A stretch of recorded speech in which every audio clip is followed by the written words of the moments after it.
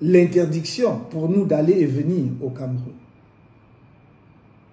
La réponse serait que nous n'avons pas déclaré la réunion publique ou la manifestation publique, je ne sais pas comment il l'a appelé, par conséquent, il ne pouvait rien interdire. Mais nous n'avions pas à déclarer quoi que ce soit parce qu'il n'y avait rien à déclarer. Est-ce qu'un Camerounais de surcroît, dirigeant d'un parti politique, pour se déplacer, pour aller tenir une réunion au siège de son parti, pour aller à la rencontre de ses camarades pour une réunion qui se voulait du reste brève, doit faire une déclaration? Jamais par le passé un tel argument ne nous a été opposé, et du reste, il aurait été manifestement contraire aux lois de la République. Nous voulons donc dire aux autorités de la région, de la ville, qu'il est inutile de créer la tension entre les Camerounais. Les Camerounais demandent simplement à rencontrer leurs dirigeants. Un des dirigeants politiques du pays, disons des partis politiques du pays, mais personne ne peut interdire aux Camerounais d'exprimer leur affection vis-à-vis de tel ou tel leader. Nous voudrions donc que ceux qui veulent créer le désordre dans la ville sachent qu'ils emporteront l'entière. Après, le générique.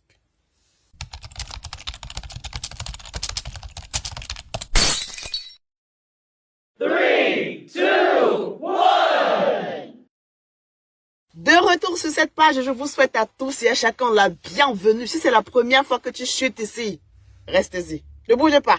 On like, on commente, on partage et surtout, on s'abonne. Laissez-moi vous welcome the way you are supposed to be welcome. The newcomers, you are the king you think you are the queen you think you are. Welcome. Mes chers compatriotes, je vous envoie mes saluts fraternels, républicains et patriotiques. Je suis arrivé à Douala hier dans la nuit. Je dois vous dire d'emblée que, en accord avec nos camarades sur place, nous avions informé les autorités en charge du maintien de l'ordre de la ville de Douala de la date effective de notre arrivée et des étapes de notre séjour à Douala ce dimanche, suivi par notre départ vers Yaoundé. Il n'y a donc aucun effet de surprise pour les autorités en charge du maintien de l'ordre de la ville de Douala. Nous avons été totalement transparents et nous avons voulu que cela se fasse de façon républicaine, avec leur accompagnement, avec leur encadrement, parce que nous sommes profondément attachés à la paix dans notre pays. Mais depuis ce matin, et probablement depuis hier soir déjà, le lieu où je suis descendu à Douala est entièrement bouclé par les forces de maintien de l'ordre.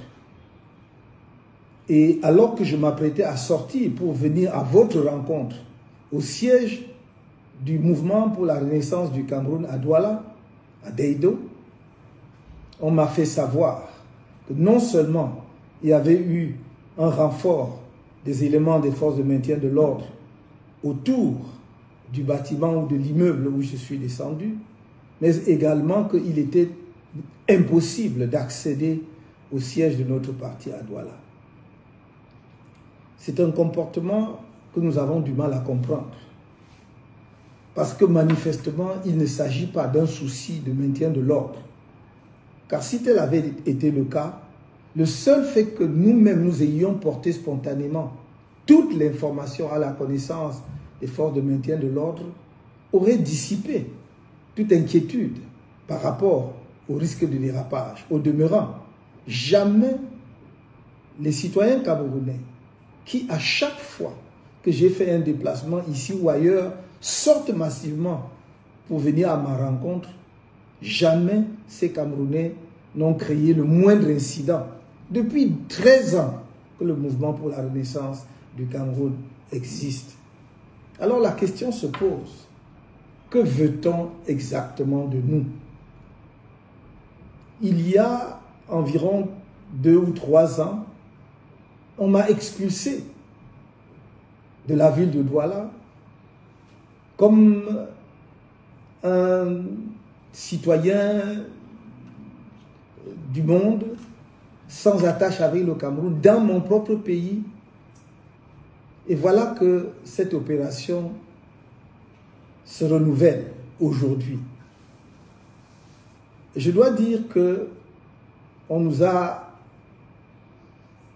rapporté une information suivant laquelle la plus haute autorité de la région du littoral aurait demandé que nous quittions la ville sans vous rencontrer. Et nous avons dit à ces personnes de bien vouloir demander à monsieur le gouverneur de nous faire tenir son arrêté interdisant notre présence dans la ville de Douala,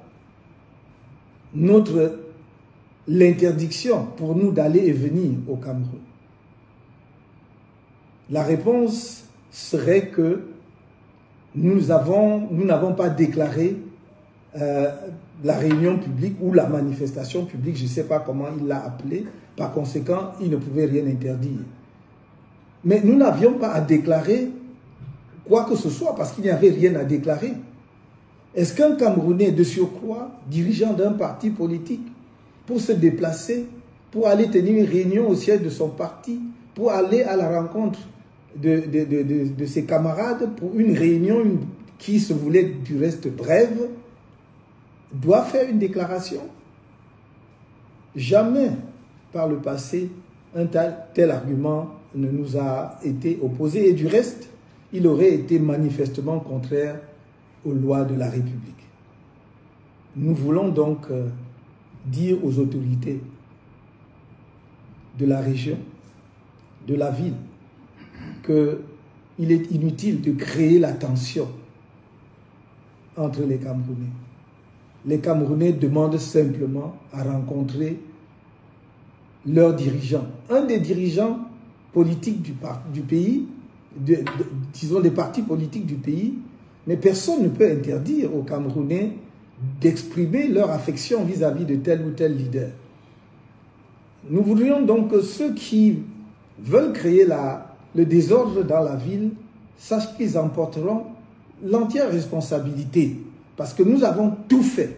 On ne peut pas faire mieux que ce que nous avons fait, de nous déplacer nous-mêmes pour aller vers les responsables administratifs et en charge du maintien de l'ordre dans la ville de Douala, de leur donner la date d'arrivée effective qu'elles ignoraient, ces autorités. Nous leur avons communiqué une information qu'elles n'avaient pas. Nous leur avons donné le plan de notre activité, de notre séjour à Douala. Donc pour le reste, si elles veulent créer des tensions inutiles, ce sera leur responsabilité. Quant à nous, je dis à mes compatriotes de rester sereins, de ne pas avoir peur.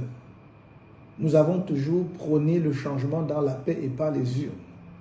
Nous n'avons jamais changé notre option fondamentale en la matière.